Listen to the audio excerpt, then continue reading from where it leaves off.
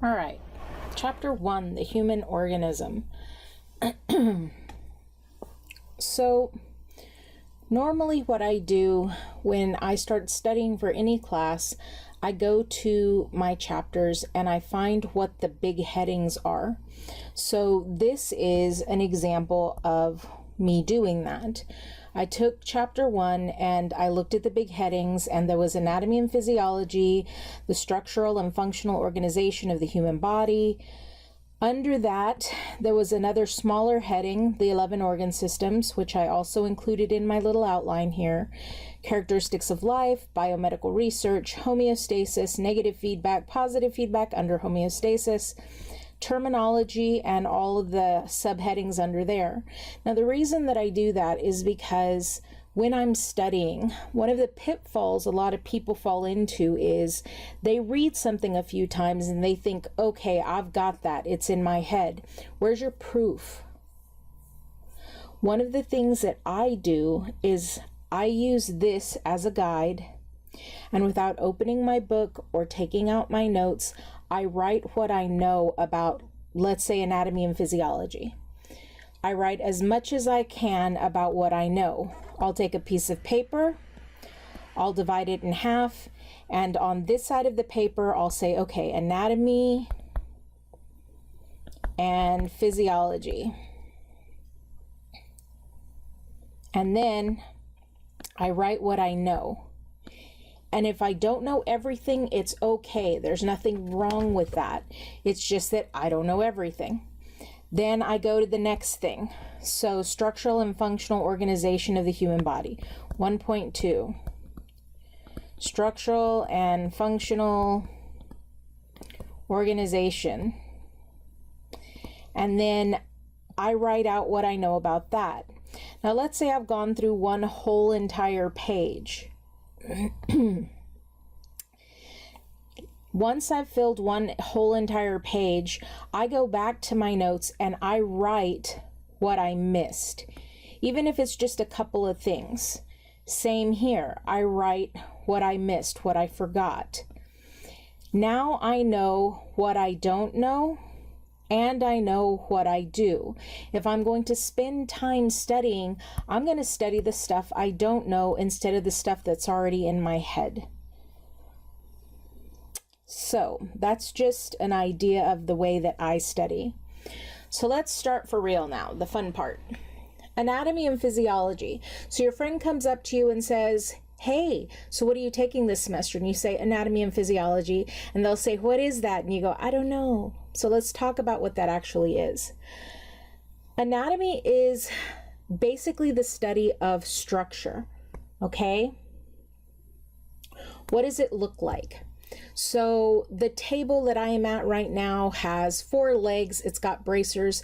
It's got a tabletop. It's got, no, I don't know, 4 corners. Did I tell you anything the table did? No. I just told you what it looked like. So anatomy is the structure. If we were talking about a body part, I might go with the heart. The heart has 4 chambers. It's got 4 valves. It's made out of cardiovascular muscle, epithelial tissue, connective tissue, and nervous tissue. Did I tell you anything that it did? No, I just gave you its anatomy. I just gave you its structure. Whereas physiology is functions. How does it work? So a table, a table has 4 legs. Why? Because it holds up the tabletop. The tabletop can function as a place to sit. It can function as a place to put my computer. It can function as a place to put a book so that I can read. I can use it as a writing surface. The bracers keep the legs from wiggling around. Now I gave you function. Anatomy is the structure. Physiology is the function. The reason that your heart has valves is basically to prevent backflow. When your heart is beating and each chamber is receiving blood, I don't want it going backwards. So the valves only work in one direction. I actually have 4 chambers because 2 are responsible for bringing in deoxygenated blood and getting it to your lungs, and 2 are responsible for bringing in oxygenated blood from your lungs and shooting it out to your body. The fact that you've got 4 individual chambers kind of guarantees that you don't have a lot of mixing going on. Now, something else. Cardiovascular muscle, that specific tissue, is designed to do one really specific thing: contract. This is what causes your heart to beat. It's what moves. The nervous tissue influences how it moves. So the nervous tissue can send a signal to get it to speed up, or it can send a signal to get it to slow down. Epithelial tissue usually makes up a surface. Is there a surface to your heart? Yeah, there is. If I take your heart out of your chest and put it on the table, I can touch a surface. Even if I cut open your heart, there's also an internal surface. The connective tissue I mentioned, guess what it does? Connects things together, exactly. So you've got all of these things working together to get something to function. And the anatomy and the physiology are very much intertwined. You really can't study one without studying the other, because basically studying a structure without knowing why it's built that way, or studying a function without knowing how it's built, doesn't really work. You need both. So let's talk about the structural and functional organization of the human body.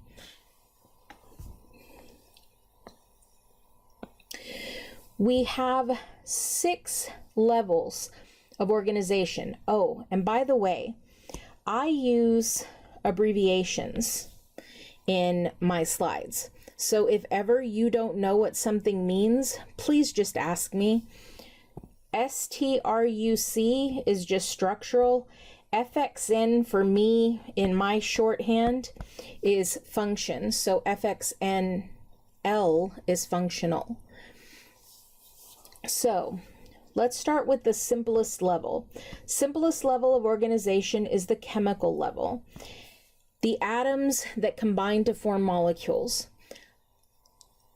Everything on the planet that reacts with everything else on the planet, whether it's building something more complex or they repel each other like oil and water, are all dependent on the chemicals and the atoms and how you put them together.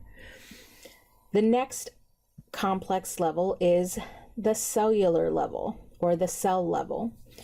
The molecules that we were just talking about. Let's go with carbon, hydrogen, and oxygen. Those actually build things called lipids, and they also build things called carbohydrates, and they're part of protein. These are the things that come together to make cells. So the molecules form organelles. You've got the Golgi apparatus and the nucleus and the endoplasmic reticulum. And these come together to actually make up a cell, a living cell. The third level of organization is the tissue level.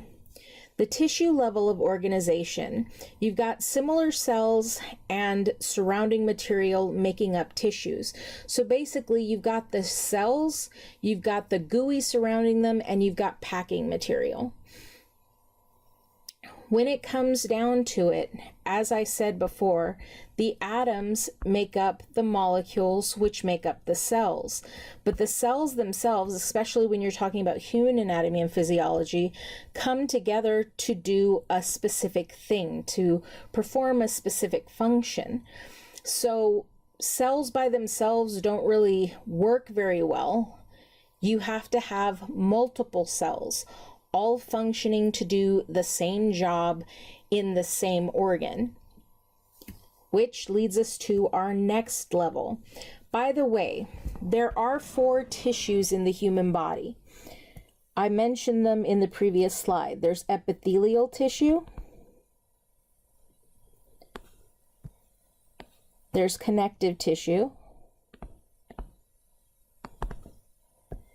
there's muscle tissue or muscular tissue, and there's nervous tissue. Okay? So these come together. When you have multiple tissues working together, they form an organ. So when I mentioned the heart before, I mentioned all four tissues. It wasn't like your heart was just made out of cardiac muscle or just connective tissue. In fact, I can think of nothing in your body that is made exclusively out of one type of tissue. There's always a combination of them. Specifically, the reason that I mention that, or the reason that I say that, is because your tissues hold themselves together. You don't become a big blob. Your skin holds its shape, your eye holds its shape, your heart holds its shape. So at least there has to be connective tissue involved. So an organ is when different tissues combine to form something more complex. For example, over here, I had said that we had cells, right? And the cells coming together make a tissue. Well, in this case, this is smooth muscle tissue. This is actually the tissue that lines your bladder. This is what basically can stretch when your bladder fills up and then can squeeze to get your bladder to empty. But think about it for a second. Do you know when you have to pee? That's nervous tissue. A signal goes from your bladder to your brain to let you know, okay, it's time for you to go to the bathroom. Then there's another signal that goes from your brain down to your urethra to say, hold on, I'm not at a toilet right now. And then when you are at a toilet, there's another signal that goes from your brain down to your urethra to make it let go so that you can empty your bladder. Is there a surface on the bladder?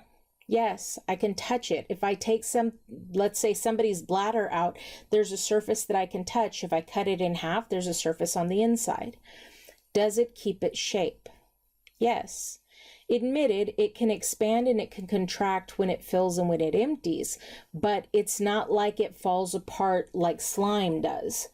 If nothing is holding on to it, if nothing is holding on to it, or it's not in a container. So, organs will come together and form what we call an organ system.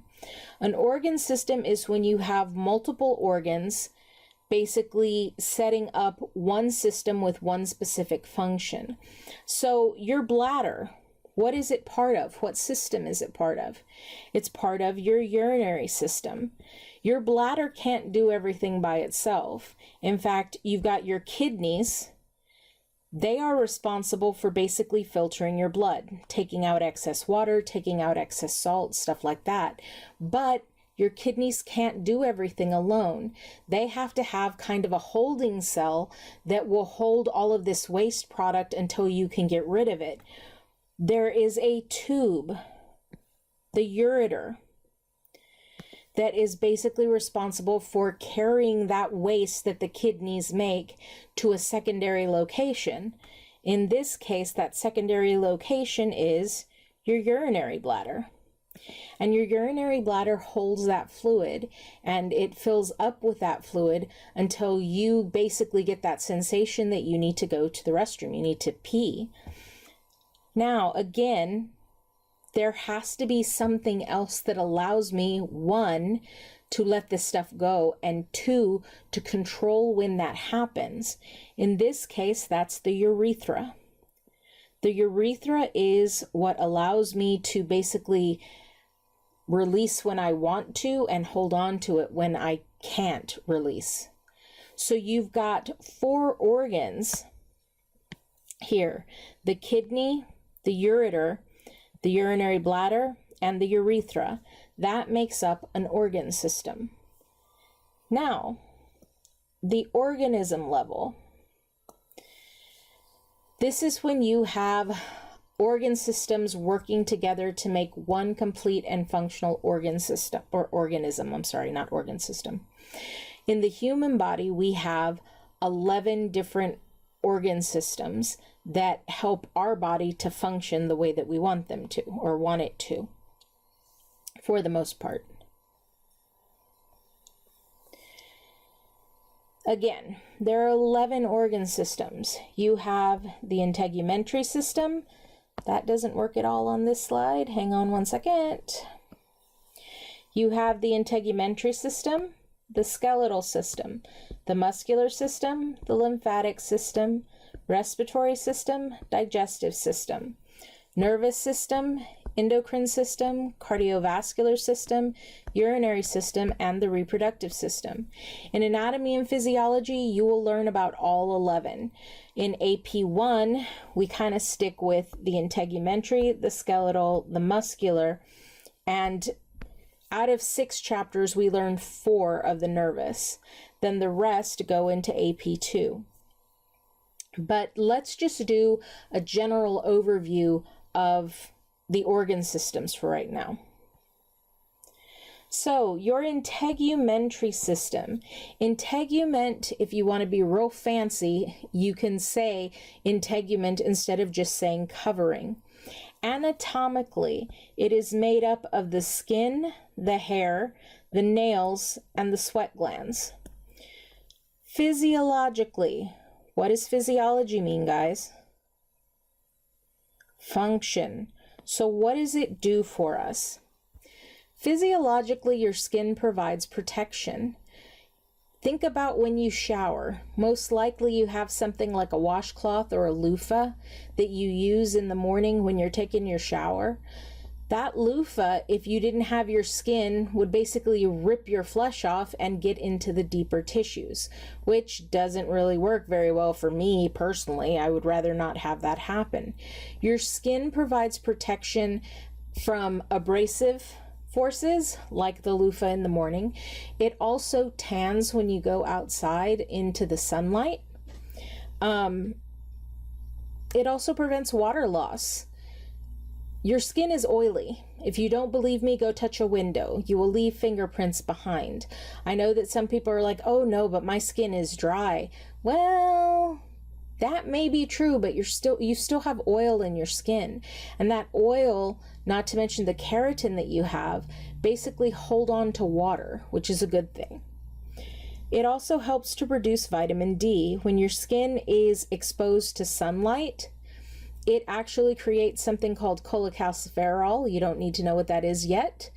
And that actually travels to the liver and gets converted into active vitamin D.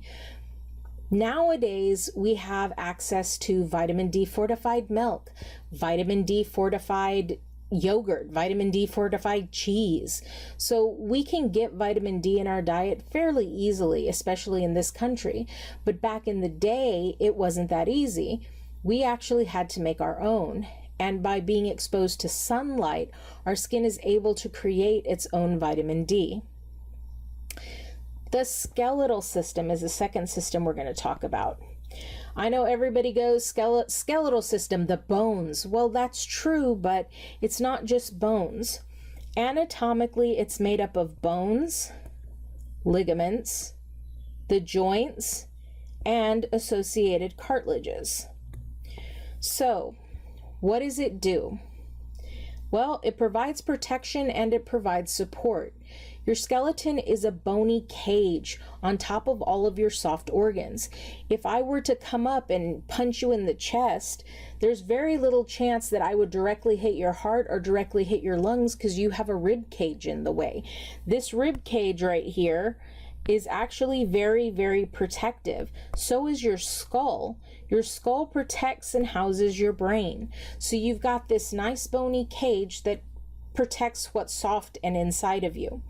As well as that, it provides support. Your skeleton has a very specific shape to it, and that shape allows your body to be the shape that it is because everything hangs off of it.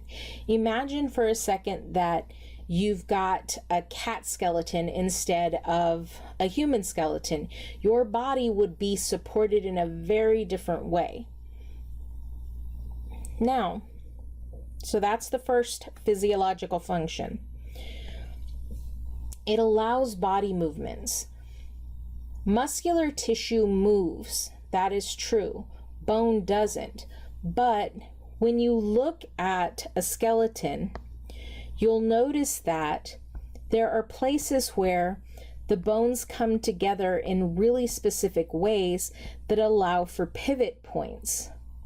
These pivot points or joints are what actually allow us to bend our arm or to bend our leg or to bend at the waist or to lift our leg or to rotate our shoulder. Joints are part of your skeletal system, so that is part of its function. It produces blood cells. I'm pretty sure if you've watched the news in the last, I'd say 20 years, you've heard of red bone marrow.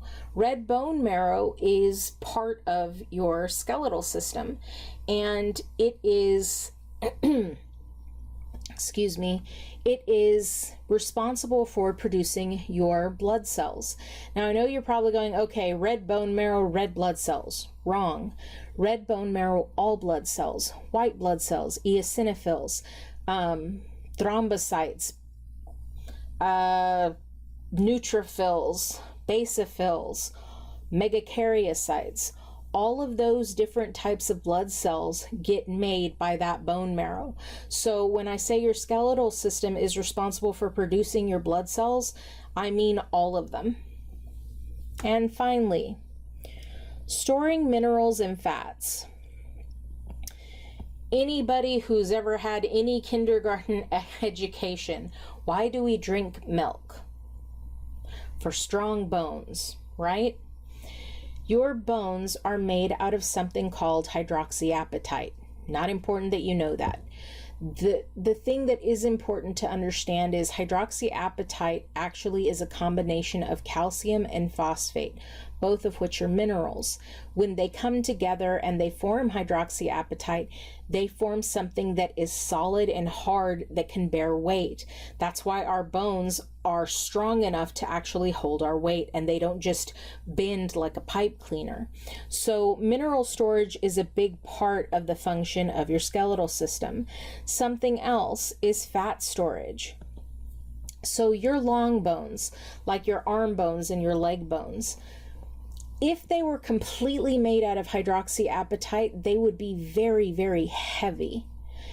Heavy bones are not advantageous to have if you're a cave person living out in the Serengeti and you've got lions chasing you. So one of the evolutionary things that happened was we made those long bones hollow. Now, think about this for a second. If I have a bundle full of straws in my hand facing up and down, and I take my other hand that's not holding the straws and I whack them at the top with my hand, more than likely I'm going to hurt my hand because from that angle, they're columns, and columns hold weight and bear weight really, really well. That's one of the reasons we use them in buildings. If you look at the Roman Colosseum, it's got columns all around it to hold the weight. That's a good thing because that means when we're standing upright and putting weight on our legs, they're able to hold weight. Now, same thing. I'm holding a bunch of straws in one hand and I take my other hand and I punch it from the side. What's going to happen to the straws then? They're going to bend, right? Because I mean, straws are strong from the top, but from the side, they just boonk and you're done. So having hollow bones, hollow long bones, makes sense if I want to be lighter, but at the same time, I can't leave them hollow. So what do I fill them with? I fill them with fat. Think about it. Anytime that you are cooking, what floats to the top of, let's say, the water that you're cooking in? The fat does. That's why when you put oil in water, it floats. Oil and fats float because they are less dense, less weighty than water is. So when we fill that space, yeah, it's not as sturdy as bone tissue would be, but at the same time, it's better than leaving it hollow. Can we get that as out of storage? Can we actually, because the whole thing is it stores fat, right? Well, yeah, we can. If we're in a period of starvation where we don't have enough calories going on in our body, we can actually pull that fat out of the bone. Does it make our bone weaker? Yes, but it's still feasible, it's still possible. The third system we're going to talk about is the muscular system. So the muscular system, we've got skeletal muscle and we've got the tendons. So something I forgot to mention with the skeletal system, the ligaments are sheets of connective tissue that actually hold bone to bone. Tendons are responsible for holding muscle to bone. So connective tissue connects, muscle tissue does not. So you have to have a go-between to go between the bone and the muscle so that they'll actually connect to each other. So that's something else to keep in mind. But skeletal muscle is the only muscle in the muscular system. We've got two other types of muscles, smooth muscle and cardiac muscle, and neither one of those belong here. So I'm pretty sure you're gonna know what the first function of the muscular system is. It produces body movements. Wow, so cool. I know, but it's what it does. It uses your bones as a pulley system so that you can actually move your arms and move your legs and move your head and blink your eyes. It also helps us to maintain posture. So you know that if somebody tells you to sit up straight, muscles in your back pull to help you look up and to help you straighten up. When you're watching television, there are muscles in your neck and your back that actually pull your body up so that you're looking at something. When you're reading, let's say even if you've got a book sitting on a desk, you have muscles contracting, holding your head up so that your face doesn't face plant into that book. It produces body heat. Every time your muscles contract and every time your muscles relax, your body releases heat. It's actually just a simple chemical reaction, but it does happen. So when it comes down to it, the more you move your muscles, the more heat your body produces. If you've ever gone to the gym and you walk into the gym and go, oh my gosh, it is so cold in here. But then you start working out, eventually you get to the point that you're like, oh, it's so hot. One of the reasons is because as you've continued to move around, your body has continued to generate more and more and more heat. So your body has heated up. Now, think about it this way as well. If you are in a really cold environment, what's the first thing your body starts to do? You shiver, right? And basically all shivering is doing is contracting and relaxing your muscles really, really quickly. Your body is literally trying as hard as it can to produce heat to warm your body up by contracting and relaxing your muscles as quickly as possible. You know when you're in trouble if you're cold and you stop shivering, because that means your body temperature has dropped so much that the chemical reactions needed to happen to get your muscles to contract and relax can't anymore.